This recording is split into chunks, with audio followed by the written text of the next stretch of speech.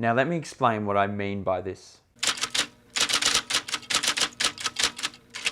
I'm not talking about what homophobes think about gay marriage, which frankly isn't privilege, it's equal rights. Privilege would be something like us gays not paying taxes, like churches don't.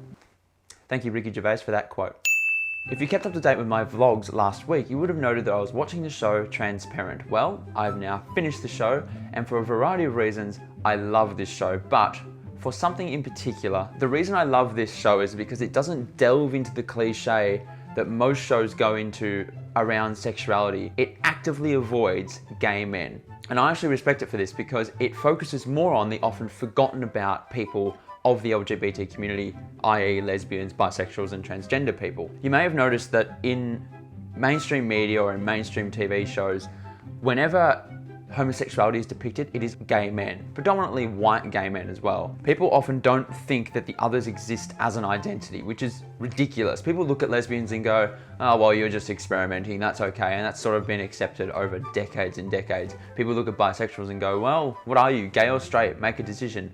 No, they're bisexuals. And if you ask me, they're actually the people that are most in touch with their sexuality. And transgender people, it seems, most of society still doesn't understand them. Myself included in that category once upon a time, but I'm making a conscious effort to know more. And even though the LGBT community is a minority group, the gay men of that group seem to be the privileged of the pack. That's just what I've noticed. Even within the LGBT community, there seems to be an attitude that gay men are the important ones. So many gay guys I know don't want anything to do with lesbians, have a similar attitude towards bisexuals unless they can get something out of it, and make no effort to understand transgender people. And I can raise my hand and openly admit that I am guilty of this, but if I do it now, I hate myself. Just embrace them and understand them. The more you use categories to try and understand things, particularly sexuality, the more you're going to stress about trying to understand the LGBT community. Don't use categories. They are people, they exist, that's it. And before I move on, my new short film is coming out next week, May 24th in the Asia Pacific region, May 23rd everywhere else in the world, and I'll be at Game On in Sydney on the 24th of May.